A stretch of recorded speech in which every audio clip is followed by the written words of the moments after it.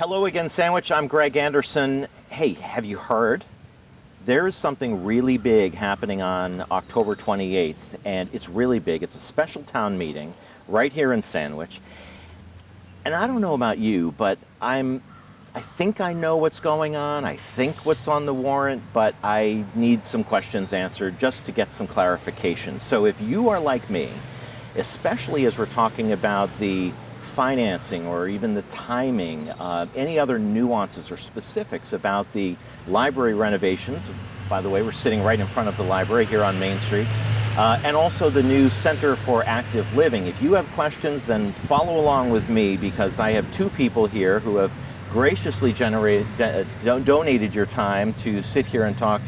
Chairman of the Board of Selectmen, David Sampson, and Town Manager, Bud Dunham. Thank you for joining me. Thanks for having us. It's great. So we're here on Main Street. Apparently you didn't get my memo to block the traffic so that there's no noise of trucks going by, but... That's frowned upon, actually. Is that pulling a string? I don't know. So we have a lot of ground to cover. And by the way, I'm hoping that you can break news here. I like John Paradise, and he breaks news all the time, but I want to break news here. So give me something new so that we kind of get... we can break news ourselves.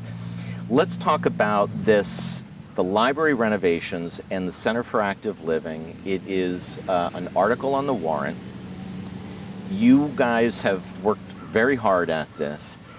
Unpack it for me. Tell me what the ask is of voters. We'll start with you, Mr. Dunham, as it relates to what are we going to be considering? Sure. So Article 1, this was important enough to be the first article on the warrant. It's really the main reason, and really the only reason we have to have the town meeting. The other articles that are on there are, fairly housekeeping type issues, some small issues we need to address, but this is really the significant one.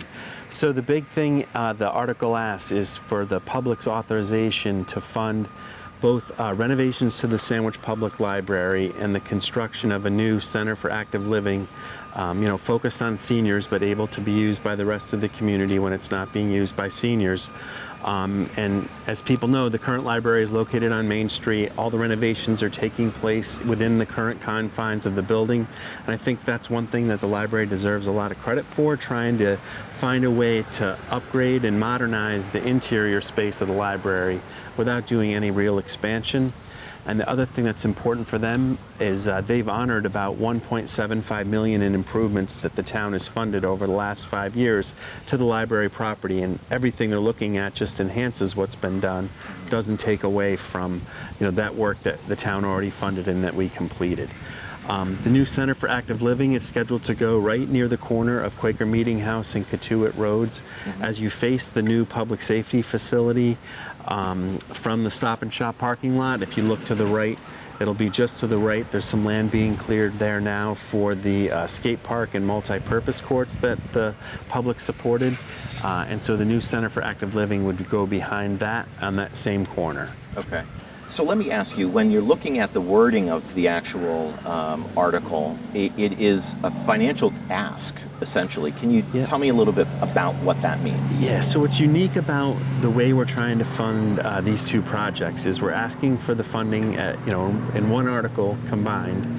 And in round numbers, the library renovations are roughly $3.5 million, and the new Center for Active Living is about $16.5 million, so it's a grand total of $20 million. People often ask, is the exact number in the actual warrant? Yeah. And it's really the motion that gets read at town meeting that identifies the amount. And the reason that's done is in the event something strange happens, say over the next 3 weeks we hear construction prices have really jumped through the roof or have gone down, we would work with the architects to try to get a better number. For the level of detail that we've gone to with the conceptual plans, that's really, I think we're as finite as a number as we can get, unless something really strange happens over the next 3-4 weeks. So the article seeks the public's support to fund both projects up to $20 million. And the unique thing we're doing is trying to do it within our Proposition 2.5 levy limit, which basically means use available funds to pay for the work over the next 25 years is likely what it will be bonded for. And we'll make that determination with the selectmen if it gets approved when we actually go to do the bonds. Okay. There's specialists that give us advice on the best way in the length and term of the bond. So by trying to fund it within existing revenues, we're not seeking a debt exclusion, meaning a separate vote at a townwide ballot. So why not? The main reason is the selectmen held some summits with the finance committee, with the school committee, with the capital improvement planning committee about 3-4 years ago. And one of the goals was we have these larger built up needs that we haven't addressed. We've reached our build out basically. Whatever we build now should be able to sustain the population of Sandwich for the next 50 plus years. Is there a way, rather than issuing debt, that we could find to fund this within existing funds? So we're really fortunate with 2 new revenue sources, one being the new unit number 3 at the Canal Power Station is coming online, so we have a known amount that they will be paying over the next 21 years. And then in addition, with the new rooms tax that the state approved last December, no funds have rolled in yet, but they should be coming in the next handful of months for short-term rentals. Okay. So things like Airbnbs that were never taxed before, or people who rent out their homes on a limited basis, state revenues that were collected will now be turned over to the town. So those 2 sources will provide sufficient funding over the length of the bond to pay for this work. So I want to talk a little bit about the risk involved in all of that. But let me first ask you, why are these 2 combined? I think the main reason that the selectmen decided to combine them is, both projects have a lot of merit. Both projects have been waiting to be funded for more than a decade. I think the first plans that I saw in the senior center go back more than 15 years. For those in the know, the library was looking at constructing a new building, much, much bigger, much more expensive, in that same area that we're talking about constructing near the Stop and Shop at Quaker Meeting House and Catuit Roads.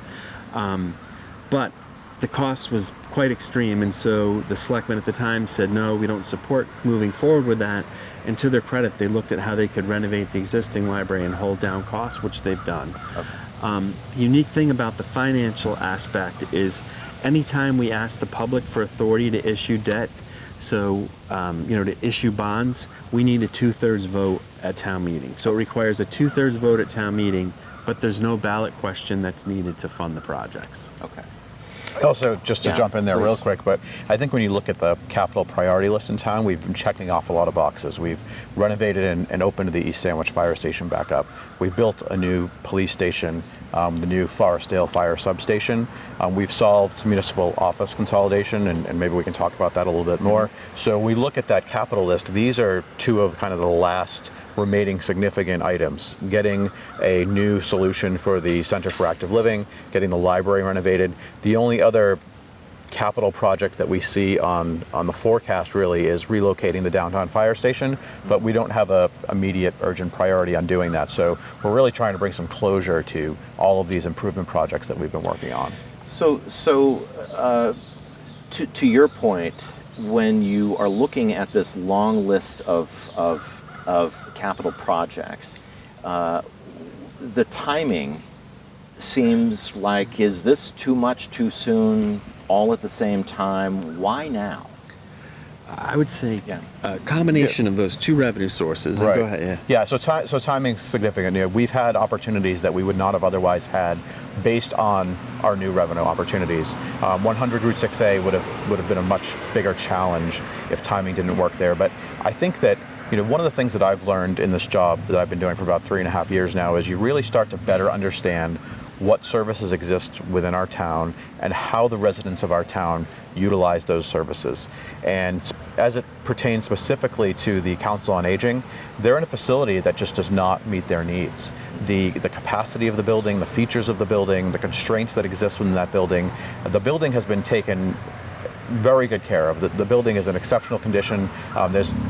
I can't remember the numbers, but there's many visits there per month. Maybe you remember. I think it's about 1,200 visits. We have tracking on that. The building was built in around 1985 by the students from the Upper Cape Tech School. It's in great shape. Right. It's just that the needs of the community have expanded outside the limits of that building, and I think that the 100 Route 6A project really brought that need to the surface. Yeah. And obviously the selectmen made a commitment to bring this forward to the community based on that discussion. But the question becomes, how much longer do we wait? We are doing a lot of things at once, and I think we're making significant and terrific progress at the same time.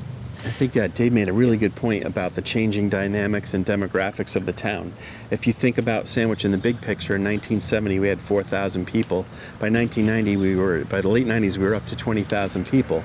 You know, what was the service that needed the most? It was the schools. We built a high school, we renovated the wing school, we built Forestdale, Oak Ridge, we did an addition on the high school, we did additions on Oak Ridge and Forestdale. Those things had to be addressed because we grew so quickly. That's where the need was. And it's fair to say that these other needs were pent up and hadn't been able to be handled and afforded at the time. And so it just seems like the time's right. And I think one thing that jumps out of us the more we do this work is costs escalate a lot for public construction projects. The laws we have to follow and the rules we have to go by really escalate those expenses. So beyond a shadow of doubt, the longer we wait, the more expensive they're going to get. So it really seems important now that the population stabilized. Although we're getting older, you know, there's less younger people. The school enrollments are down significantly. Some of us in this threesome are getting older. But I mean, I think off the top of my head, since our peak in 2002, the schools are 45% less kids than they had back then. Think about that.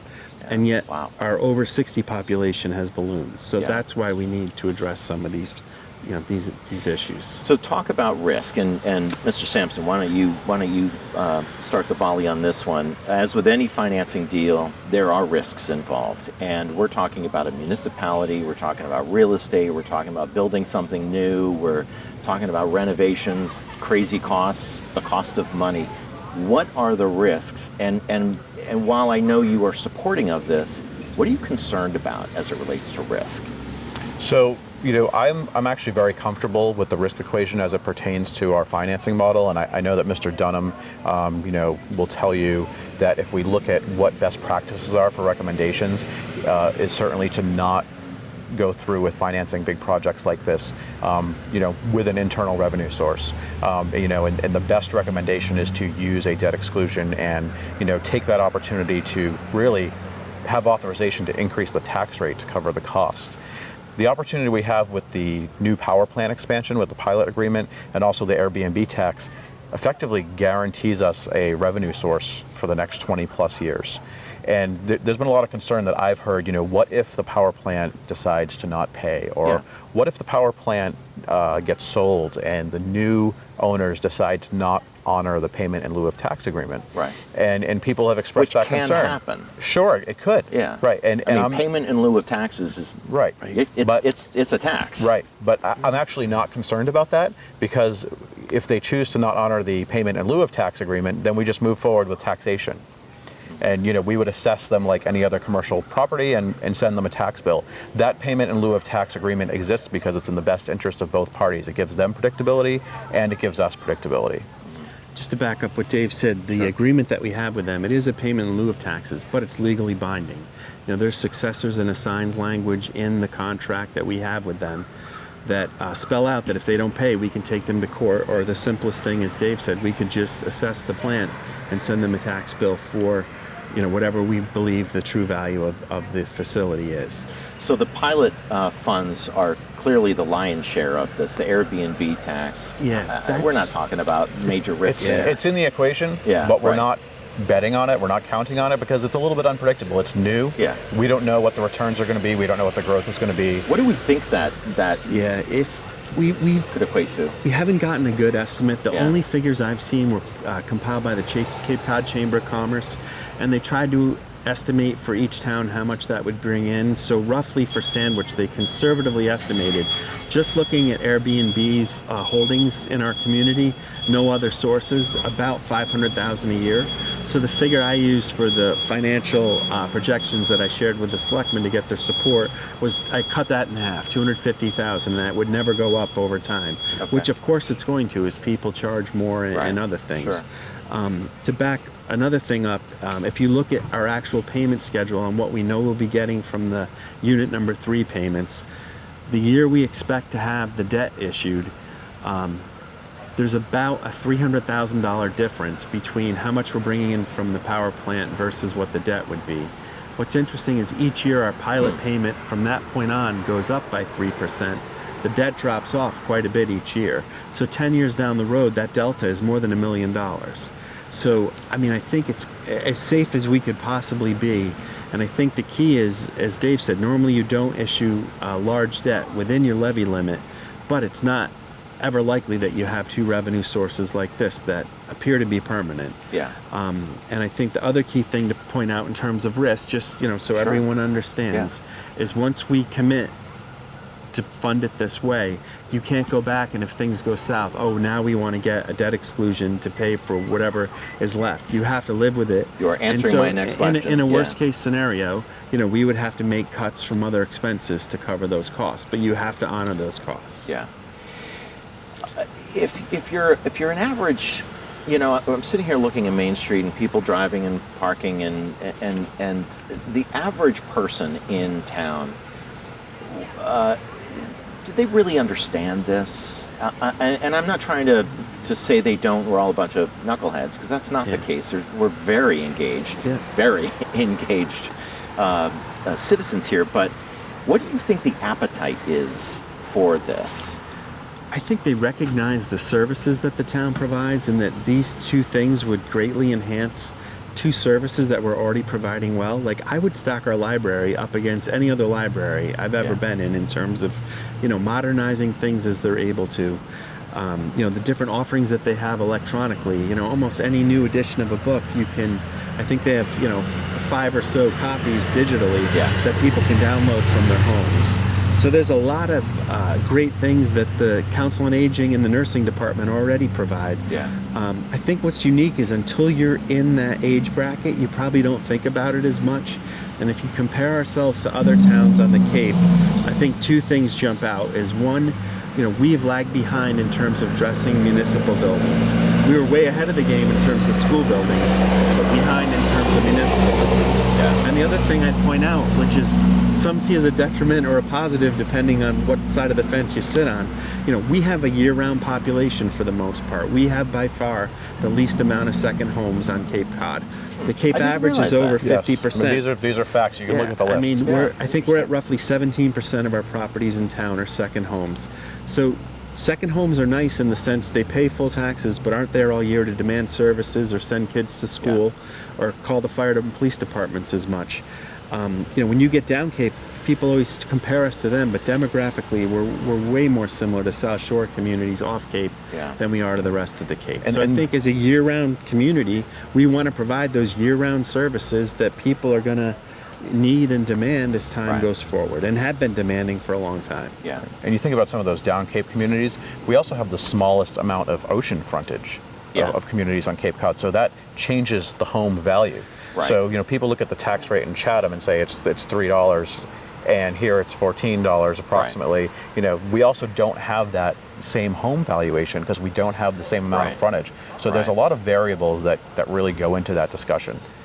So to the person that says, you know what, guys, I like it, makes sense, I think I'm going in this direction. I see the value from a people perspective in terms of the Center for Active Living, and boy, better archives and better digital services through the line. I love it. But you know what? I'm afraid my taxes are going to go up, and I think it's too much. What do you say to those people? I would say that in terms of the cost is too much. I mean, the architects and the department heads that have been working with them have really been focusing on a purpose-built design. So a design that works for the library into the future, but honors the past. The Center for Active Living is a purpose-built building for seniors. Little things that most of us wouldn't even recognize the way they're designed are actually there to provide support as we get older, whether it's physical needs or social needs. And I think that in terms of the volumes of people that we're servicing, this is about as small as we can get those facilities. For example, if the bids come in a hair higher than the money we have authorized, we have to cut back a little bit on the size. But I think to think that you could cut the cost in half and provide the same level of service to the public is foolish. You can't. And what was the first part of the question? That was the second part. Well, the first part of the question was the whole.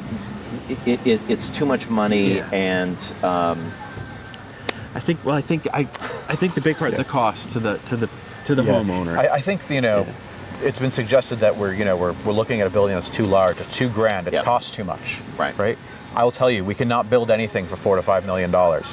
The results would be non-existent. I mean, look at the cost of the police station alone and the size of that building, which was about $12 million for $12 that million one, yeah. for that building. So it's just not practical to build something of that scale.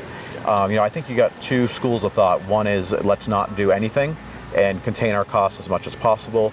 The other is, folks that want to see more services from the community. I think everybody's cost conscious. Nobody wants to see their taxes go up. Yeah. And that's why we've put forth the financing option we have, because it's an opportunity for us to expand town services, improve town services, not directly impact the taxpayers through any type of tax raise or additional risk on their part. And they're from truly revenue sources that are guaranteed for a long time to come. And I know that the Center for Active Living has been a discussion that's been really focused on the needs of the COA and the needs of the senior community and what services we can offer around that. And one of the things I've found is those services are always much, much more than I ever expected. But we've also, with that building, we've attached a gymnasium to that building. And that was done with purpose, not only to provide the facility for the seniors, but also to provide the facility for the use of families, for the use of the youth. The Wing School gymnasium and those facilities that are being utilized by some folks now, that has a time limit. There's a lifespan on that. Yeah. So the gymnasium that is attached to the Center for Active Living does have a walking track on the second level, so you can look down on the gymnasium. But that Center for Active Living, my intention has always been to make this a very inclusive facility. So during regular business hours, intergenerational, available for everybody in the community. So during business hours, regular business hours for the COA, the building will be primarily used by the COA and the broad range of activities that they offer. But on the weekends and nights, that gymnasium will be utilized by other groups, things like youth basketball. There's a multi-purpose room in that facility that is about twice the size, I think, of the space upstairs at Town Hall that could be used for dance recitals or other events. So all of our municipal buildings are really available for the use of the entire community. And that building will not be any different. So if we have an opportunity to improve our facilities, not impact the tax rate, this is a great time to really enhance Sandwich and really create a value opportunity for the taxes that we are paying. So I'm looking at the two of you. I'm seeing very focused, very driven. You really do believe in what you're saying, and no reason to doubt that. But there is a contingent in town that says, geez, is Sandwich really good at operating its own buildings? You got the historic buildings. I want to address that one. Okay. So now you want to build a new one. Yeah.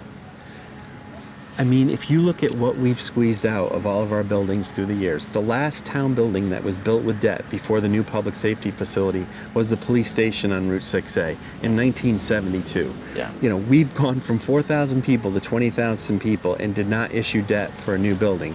We bought old ones, we fixed up old ones, we got the Jan Sebastian Drive was bought through a bank foreclosure process. I mean, we really squeezed every drop we could out of them. And I can say the people who think that we aren't taking care of our buildings are completely wrong. Please call Town Hall and I'll get someone to bring you on a tour. Our buildings have never been maintained better than they have been. One thing that came when we bought Oak Crest Cove is we acquired the facilities director and his assistant from the old Hewlett-Packard property. And the work that they've done to enhance the quality of our buildings, to improve what wasn't being done before. Furthermore, we did extensive studies on how much money was needed to fully maintain our buildings. And we cut that, divided it by 5 and asked the public, and they said no. We divided that in half and the public said no. We divided it in half again, so we did $1.25 million, which they eventually said yes for $25 million in repairs that were needed.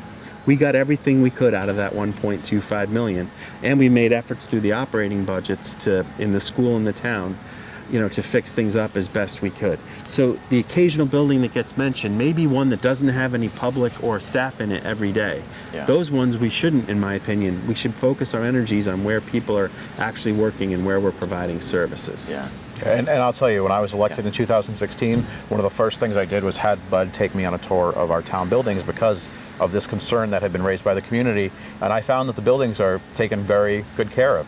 Now there's exceptions or concerns. School buildings, we don't control how the school buildings are taken care of.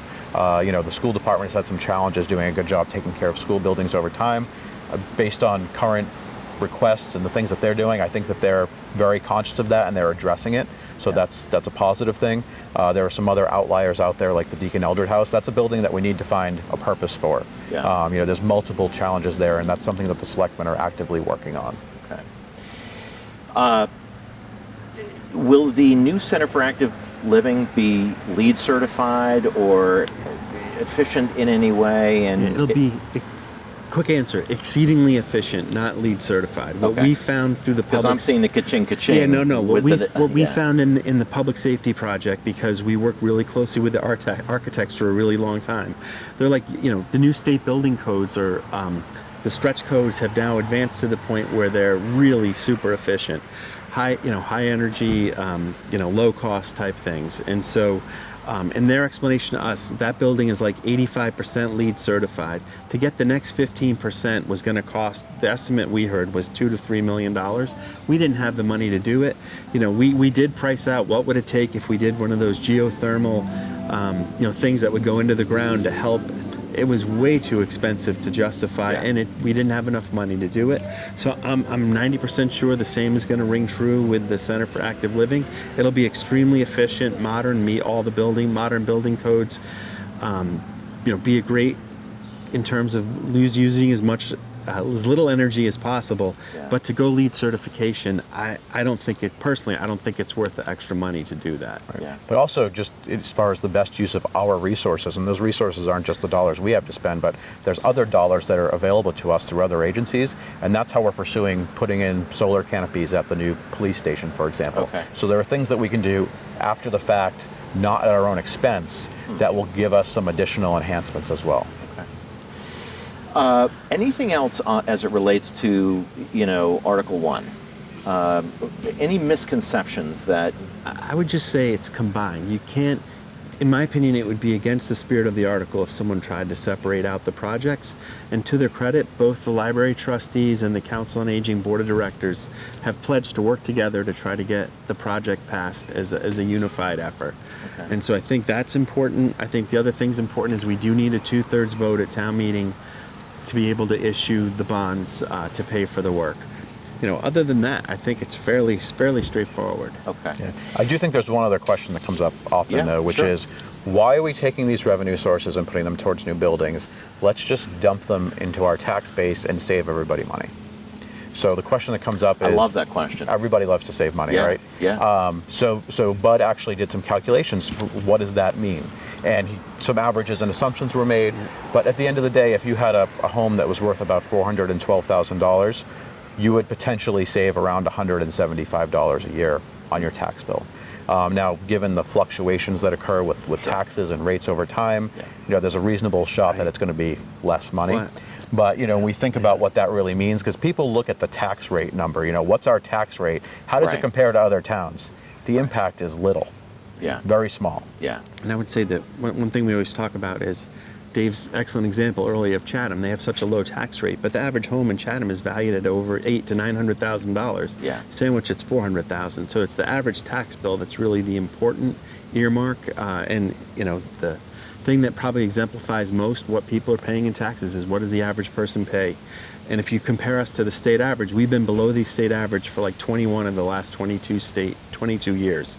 So there's But this yet misconception. everybody complains about because, taxes and here. again, it's Yeah. because we have a year-round population without second homes, and we still, even though our enrollments have dropped, significantly, we still have a K through 12 school system that other towns don't have to fund that to that extent. While I have the two of you sitting here, can you give me the latest on 100 Route 6A? Yeah. Sure. So Bud and the staff at Town Hall have been collaborating with our architects to get the final plans put together. That's also involved collaboration with department heads to make sure that all the layouts are correct, all the needs are being accounted for, and we're preparing to go out to bid about November, I believe, Yeah, so- to seek proposals to take care of the renovation costs that are there. There's Okay. also, and I'll let Bud speak to this, but there's some things that we're doing to save costs there as well, given some of the new resources we've had come on board with the town, with our team. Yeah, so a quick summary is we just had a meeting with the architect yesterday morning. We're probably on like our 4th iteration of the internal layout, and at this point it's really just fine-tuning, but some important things we're trying to get accomplished. I don't even think we're going to need another face-to-face meeting. It's just, maybe exchanging Final some strokes. PDFs and email. Yeah. What they've said is they want to have construction documents by Thanksgiving. They think it would be wise to wait till just after the holidays to issue the actual bids because contractors are focused on other things during the holidays Sure. like everyone else, and we'd Right. probably get a little bit better bids. So shortly after January, we do that. The goal is to have the project awarded and with construction to start some point next March, and the actual reconstruction renovation will probably take for the rest of the calendar year thereabouts. So, Yeah. So that's what we're occupancy shooting for. early 21. That'd be great, maybe even a little sooner, but I don't want Yeah. to get our hopes up. Sure. Can and you give me a it's- date? Would it be March nah, 15th? Yeah. End of next year. Yeah, exactly. We got to push the limit. But that's exciting. And, It is exciting, Yeah, I and- think and- people are going to want to see things happening. I gotta say, when you look at the layout from just a management perspective to Yeah. having, 51 positions and 15 different departments in one building instead of 4 like we've had, Yeah. what a difference it'll make in terms of just enhancing good cooperation that already happens now, Yeah. and just efficiencies. David mentioned that our new facilities director can be a certified project manager. He has the right designations, just like our last one did. Yeah. So we're going to try to save some money by he's going to take on the task of serving as the owner's project manager. Oh, good. Should save us some significant money because we know Sure. the budget's tight and we don't want to have to go back and make other asks. Another thing we're looking at is we think we can expand about 40 parking spaces fairly easily, using our DPW crew or funds that exist with DPW. So that'll hold down some costs as well. But I'm really anxious to get it to the final construction documents, and that's when we'll get our first real cost estimate at that Yeah. point. So that's probably around Thanksgiving. Is the hot tub going in your office Yeah. or is it going into a selectmen's conference? suite. Yeah. Selectman suite. Yeah. Okay. So let me ask you this. Town meetings are always fun to watch, in my opinion. People show up, their guns a-blazing, they're sitting right next to that podium ready to go. Others are showing up a little bit more, I want to learn, I want to be part of the process, I want to be engaged. The last town meeting on the bank property, it was the vote, the re-vote, then conspiracy theorists came out and landed in Facebook, and you guys took it on the chin.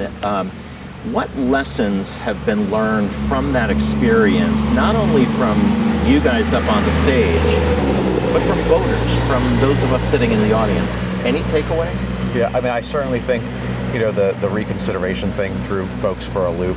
The townspeople have definitely been reminded that function exists and that it can be utilized. And, I think the important thing to remember there is, a supermajority of town meeting voters participated in all the decisions that were made that night. I appreciate all of the ongoing conspiracy theories, and there's conspiracy theories about all sorts of stuff. I find out about them. People call me and say, hey, I heard this. Honestly, we don't really have the energy or the time to conspire that much, so Right. so those don't really hold water. But town meeting is a form of government that's been around for a long time, but it's also a form of government, and even what we're doing here today, it's the best opportunity to actually make a difference. And that's one of the reasons why I love doing this, is because we can truly make a difference and see the results of our work. And that holds true for the town meeting voters as well. So I think, watching programs like this, getting educated before the meeting, it definitely helps everybody do a better job when they get there, so that they can, chase right to the points of the discussion, debate their issues, be heard, and have their say. And I look forward to it. It does have its elements of entertainment, Yeah. but it's also an amazing opportunity to participate. And just one thing I think was really telling for myself and a learning lesson from the annual town meeting is, if you remember, there were competing petition articles too that were confusing things, and the selectmen, made a firm stance that we promise, if you support us getting a unified municipal building at that bank that we purchased for way less than we could do it if we ever tried to build something, we would present to the voters at a special town meeting in the fall renovations to the library and a new Center for Active Living. And so that was my guiding principle all summer, working with the department heads, is like, we have 3 big things we got to accomplish. Those 2 things and 100 Route 6A plans. And we've done that. And I think 2 department heads in particular deserve a ton of credit, and that's Joanne Lamont, our library director, and Susan Moranchik, our senior community services director. You know, they both took plans that others had worked on and really honed them in, stayed on top of the architects and the other experts to get us to the point that we're able to hold a special town meeting in a month. And I think one thing we did before that we're going to do again is working with Sandwich Community Television, you know, a public forum on October 15th to try Yes. to, again, you know, give us your shots, you know, take your shots at us, and we'll try to answer questions honestly and Yeah. openly like we always do. I will tell you, I grew up in a small town in New Hampshire, and everybody knew everyone else's business. But back in the 70s, we didn't have social media, and I don't trust learning my source and my research and all of that through social media. But it is showing up. It is participating as best as you can. Stay as long for the meetings as you possibly can. So I'm hopeful for that, and I commend both of you and Joanne and Susan for really trying to get ahead of some of the questioning. We know you're going to get hit after and before and in between from the naysayers. But I think it is about participation and encouraging participation. Thank you both for joining us. I know you have a meeting that you're running off to. I think you're actually heading over to the bar at Daniel Webster, right? I came from there, but yeah, I'm heading back. Exactly. No, truly, I really appreciate it. Thank you both for joining me, and good luck with all of this communication. 2 scheduling notes. As Mr. Dunham was saying, the community forum on this very topic will be happening on Tuesday, October 15th. I have the pleasure of moderating that, and we'll have plenty of people talking really from their perspective on a whole host of issues relative to Article 1. That is at 7 o'clock down there at Town Hall upstairs. And of course, 13 days later, you have the special town meeting, Monday, October 28th at 7 p.m. Thank you, Bud and David, and I'm Greg Anderson. I'll see you next time.